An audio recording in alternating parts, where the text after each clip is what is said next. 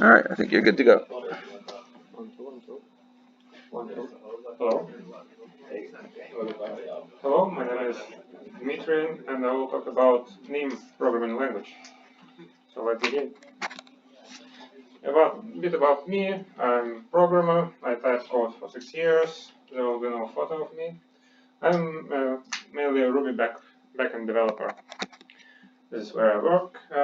We help developers to find a good job, and yes, come to us if you want to find a good job. This is NIM. This is not a random crown. This actually is a logo of NIM, official logo of NIM. NIM is a compiled garbage collected systems programming language with a design that focuses on efficiency, expressiveness, and elegance in that order of priority. Apparently, the order matters, so we'll go in this order one by one. So you have portability across all the major systems and not major systems.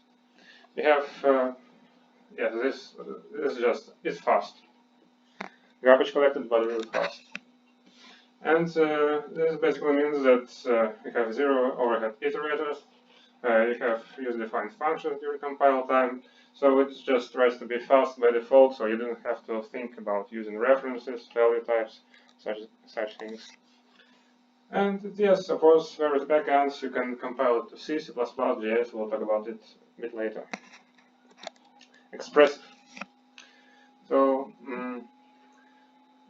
yeah, so you can basically hack the compiler, you can hack standard library. I think it's very convenient when the language is implemented by itself.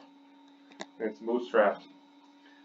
And macro system, it's like very powerful, and you can actually manipulate the AST, abstract syntax tree of the language. We'll have an example a bit later. And elegant. The third point. Yes, it's from the official website, so I think it's just they're making it, they're cool, really cool. Modern type system, yeah, local type inference, so then you don't have to type a lot of things like in C++. You have some convenient types and things. Yeah, and this is like a Python thing, where you have things with significant indentation. Very cool. So let's look at a simple sample. Objects and strings, we have here import, we have a type where we define person object. This is natural, so it means that from 0 to infinity, or int 64, 32. Basically it's during compile time, but I'm not sure exactly. It might be like not definable during compile time, so it will just panic at runtime. We have people with an array. This is let. This means that this array is mutable. It has a concept of immutability. And here's a simple for loop with echoing and fmt with a string. This is actually a function. It doesn't need closing parentheses because it's just syntax sugar in name. Okay. So okay, let's play a simple game. Who thinks this is NIM? Who thinks this is Python? Or I see one hand. Thank you. Another hand. So this is actually NIM, and just for comparison, Python implementation. So they're very similar, as you can see. But in NIM, you don't have to write a range, like comma, no need for this stuff. And also NIM tries not to use this cryptic stuff. You need to learn that this is mods, and you have like double pipe for or. NIM tries to use natural English words. A bit of history. First made public in 2008, so it's basically 11 years in development. Designed by Andreas Rumpf, a German guy. Okay, and the sponsorship is a similar way as Rust is backed by Mozilla.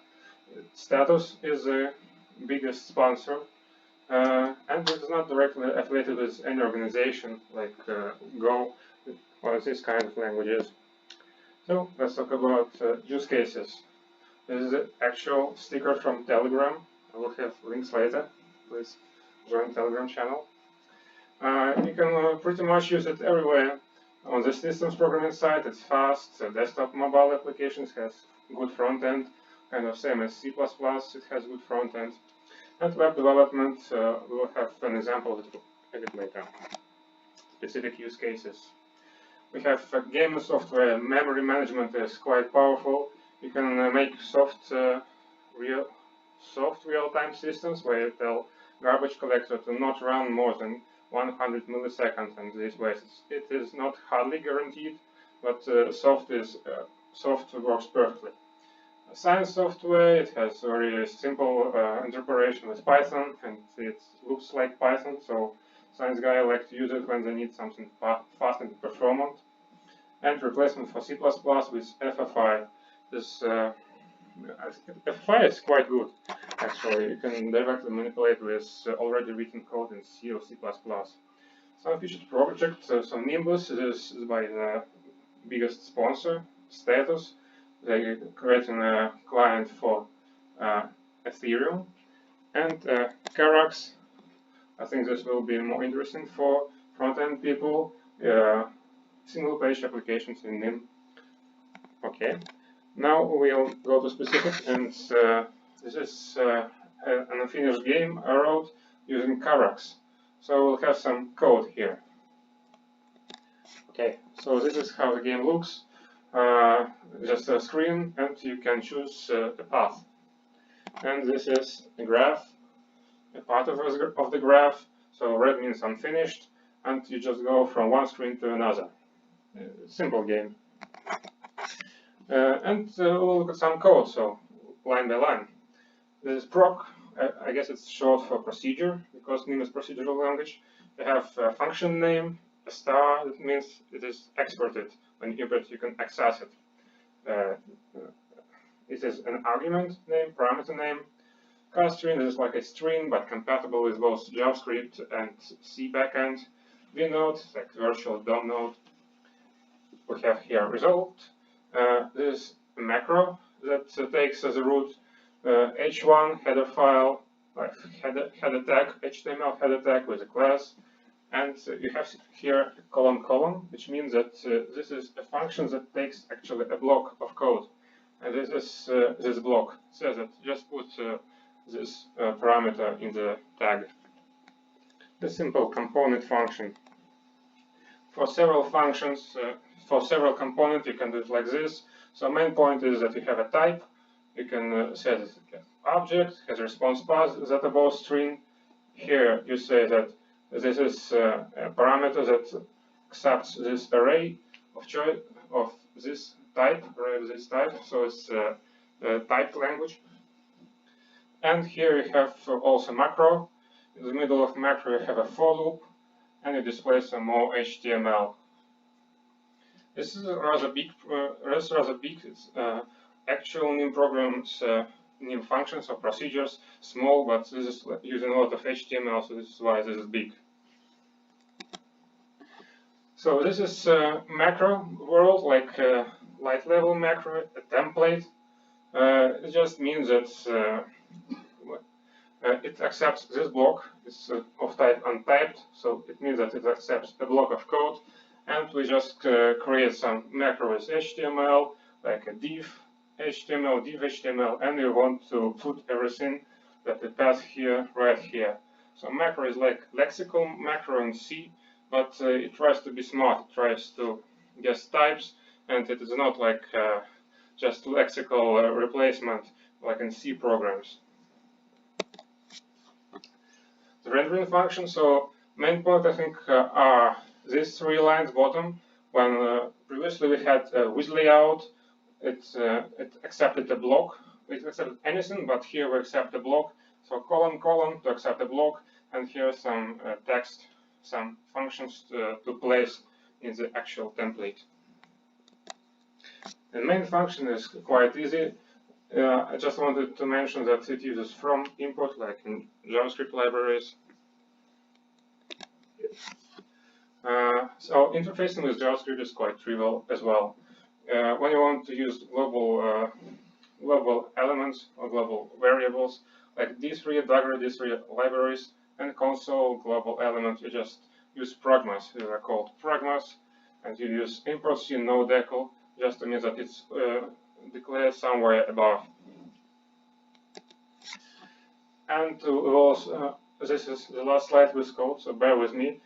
We use import JS FFI, this standard library, and then we can use pretty similar to JS code. So here we have degrid3.graphlib.graph. Here we have degrid3.graphlib.graph. And the only difference is that here we use new, and here we use JS new. So this is actually done with a dot operator. This is actually a macro, this single dot, and it tries to, if it doesn't find something in nim, it tries to call a JavaScript symbol with exactly what you wrote here. So if you want to interface with JavaScript, I think it's quite trivial. Alright, so now we will talk. No more code, I think. Memory module, we have garbage collection. If you don't want, you can use manual management.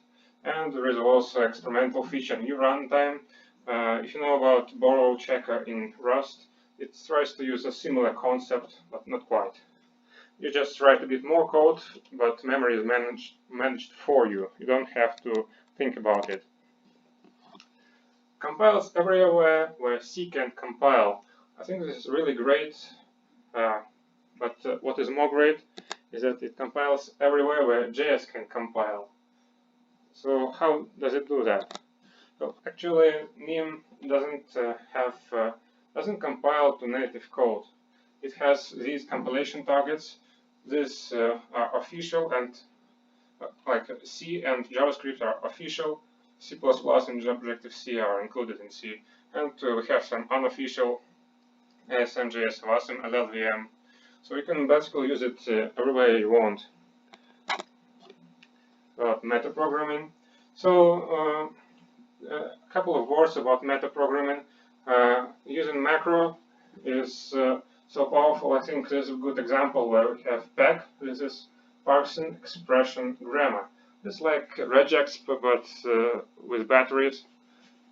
We have a block of code here with colon, and you accept this as a block of code. So I think that the main point is that you can use simple constructs with interacting with outside of this macro. For example, we have here words, and you interact with it. And the main point of using macro here is interaction, because normally you would write this whole thing as a string. And this is not a string, this is actual multiply operator, this is actual also multiply, this is plus. So macro makes it, macro just removes the initial meaning and tries to be smart about what you write here. Uniform function call syntax. As far as Wikipedia knows, nim and D are the only languages that support it. So this is like a function declaration, add to numbers, or add to vectors rather, and the bottom 3 lines are most important ones. You can write this function add either like this, functional style, or C style. You can write it like this, v1.add v2. This is like a more object-oriented style, and you can chain these things together. So these 2 lines with v3 and v4 are identical, because the magic is happening here is that it just moves this argument to the first place. So the magic of it is like you can write in either functional style or object-oriented style. It's very convenient. Although sometimes I don't know how to write it, and I have some inconsistent code, so it definitely requires some discipline. Hot code reloading. Another cool feature. We have a lot of experimental features in nim. It's quite experimental, but stable, also stable. Fast iteration time. So I don't think I need to explain why hot code reloading is cool. It's just here because you rarely have a good way of hot code reloading in compiled languages. In C++, you have some hacks, some good solutions, which I think are paid, but it's not that common to have hot code reloading. Other features, so I'm quite new to language, and I do not fully understand all of these features, but there is so much more about the language itself. If you want to discover it, I think you will find a lot of nice surprises for you. So this is a rather sensitive topic, so everything I say is my subjective opinion, comparison to other languages. Let's start with C. This is generally the same as C++. NIM tries to be like have vectors, arrays, and such things. NIM has more elegant syntax, subjectively objective, and NIM is usually garbage collected. Yeah, you can use manual memory management, but you have to discard most of standard library because it depends on GC, garbage collection. NIM is C++. I think NIM has a more elegant syntax here as well. Maybe a downside is that it doesn't have a lot of mature ready-to-use code, but FFI comes to help here. Yeah, and NIM tries to be safe. It actually allows to disable all the safety checks to make your program run faster, but this is generally for critical performance programs. So with Go. Go tries to be more concurrent style, where you have each block of code that does just one thing, so you can combine, parallelize, and such thing. And NIM tries to be more procedural style programming, more like C style. So NIM tries to be innovative. You can see a lot of experimental features that's somewhere else, not in the like they have standard library that has a guarantee that it will not change, and they have experimental features that are cool, but they might make changes here. NIM has smaller binaries, like Go has fat binaries, and just FFI is direct. NIM with Rust. A lot of people think that Rust has a lot of syntax, and NIM here just in comparison feels more lightweight. And guarantees of Rust are safety, and NIM tries to be more productive, expressive, elegant. With Crystal. NIM is more portable because Crystal compiles to LLVM currently. NIM is more like Python, Crystal is more like Ruby, and NIM is 11 years in development, Crystal is just 5. With JavaScript, same as TypeScript, it has types. NIM can run faster, you can compile to different compilation targets. And HTML DSL, I think it's super cool because you can actually write NIM language inside your DSL templates. And with Python, there is also a sticker from Telegram, please join. So this is just the thing that if you want to go fast, you choose NIM over Python. NIM also has interoperation with Python, so you can call Python from NIM or NIM from Python. We have a good library for that. And multi-line lambdas. I think a lot of people think that Python has a lot of idiosyncrasies with its syntax, and NIM tries to be better in this syntax. So speed, this is a benchmark. So basically, it's a benchmark of general matrix multiplication, and it's quite fast. It can run as fast as assembly or C++ with assembly. Okay, so NIM had 23rd of September this year, very convenient for my talk, version 1 released, so you have stability guarantees, you can use it in your production code base. And now we will talk about why would you want to use it. Yes, productive. Everyone wants to be productive, everyone wants to make things fast. It embraces new ideas. I talked about experimental features, so this is generally it. It has a lot of experimental features. If you think about something that's on the edge of science and computer science, it might be implemented in NIM with a greater probability. And it makes you happy while programming. Yukihiro Matsumoto, the creator of Ruby, says that Ruby optimizes for programmers' happiness. And I'm as a Ruby developer, I definitely feel it. And when I started to write NIM, I think it has a similar feeling. I also feel happy that I'm so productive, that I can do this so easily. The sticker from Telegram, please use NIM. So what's next? This is a low resolution installation instruction. I will have a link to this presentation later, so you don't have to follow it. Community Freenode is, people say it's the most popular, but I don't use IRC. On the forum, a lot of communication is going, so the legendary stickers here, please use. Where to learn? You can buy a book, official website with a /learn. Rosetta code, a lot of examples. I actually wrote one.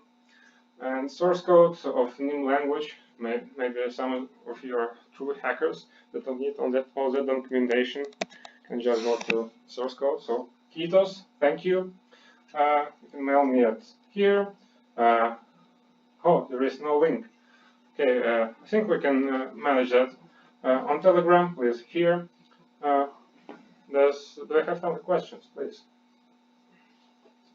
Does it support polymorphism? Yes, it has. If polymorphism, it has methods in that dispatches types at runtime. If you mean by that polymorphism, it has like you can write a bunch of methods with different types, the same function name. This is also supported, and you have also a dynamic dispatch during runtime, depending on the same nature of the method. Yeah, basically, I was going to question of multi-methods if they are supported or. Yes, yes. It's just called method. Any more questions, please? No one? Okay, thank you.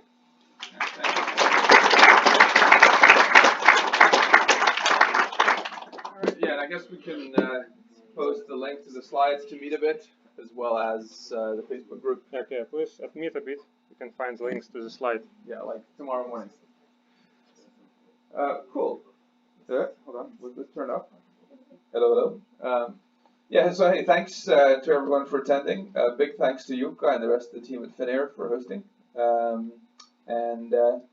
Yeah, big thanks to the speakers. We're always looking for more speakers, so please make sure to submit your talk proposal or just come chat to me afterwards. And as you can see, we're happy to accept talks on pretty much any topic, from CSS to NIM, as long as there's some sort of a connection to JS. What else? Next meetup will be on November 7th, so you can already put that in your calendars. Yeah. Did you want to say something? No. No? All right. You look there. They kind of look like you want to say something. No, I guess pizza has arrived? Yes. Yeah? Awesome. So, hey, thanks everyone, and let's hang around for a while. So we can set it up. Oh, okay, no, hold on. So the drivers are Don't move. So it's just in there. We're gonna take turns telling programmer jokes. Who wants to go first? Does anyone have any announcements? No? Let's see. Okay, so like Dmitry mentioned, because we work together at Toughbyte, and we're the ones that built and are maintaining Meetabit, although I use the word maintaining very loosely. I don't think we've committed any code to it in over a year, but we plan to do it soon, once we get it running in our development machines again. So since you guys are all users of the service, do you have any sort of feature suggestions or improvements? I'll get the obvious ones out of the way. Unsubscribe button. Yeah, we've had that feature request. It will happen eventually. Is there anything else that you guys want to see? No? Okay. What food? That's a great idea. That'd be like the only thing you look at, basically. Like, forget the talks. You could pick your meetups based on the food. That could work. I like that. Or then that the organizers know your allergies if you order something specific. Right. Yeah, we could like pivot into being basically a kind of a restaurant service for developers. Remove speaker profiles and pretty much everything else. No, I'm kidding. No, that's a valid point. I mean, allergies are a thing. I know because I have like a 1-year-old kid, and it was a shock when I realized he had a milk allergy. He started getting these red spots. and completely freaked out, and then like 15 minutes later, it just all went away. But wouldn't want that happening at a meetup. But yeah, getting like feedback or giving feedback of some sort to the event organizers and the sponsors, I think could be useful. Anyhow, anything else? How did you guys hear about this? Oh, let's do this. How many of you are here for the first time? Like not at Finnair's offices, but at HelsinkiJS. Nice. Okay. Cool. Great. So, how many of you will come again? No, not out of the people that you're here for the first time. You people that have been going to these for 7 years and are here just for the food, you don't need to vote. But out of the people that are here for the first time, how many will visit? All right. Okay, cool. That's pretty good. And I guess the most important question of all, at least as far as Dima is concerned, how many of you will start using them? No? Oh, we got a few hands there. All right. Well, we better update that presentation and we'll link to the slides then. So how's the pizza doing? All right. I think they're eating it. They thought they'd get a head start. Okay, I think, yeah, we could just slowly start getting up, use the bathroom, get some fresh air, and hopefully the pizza will be ready soon. Thanks everyone, and see you next month, hopefully.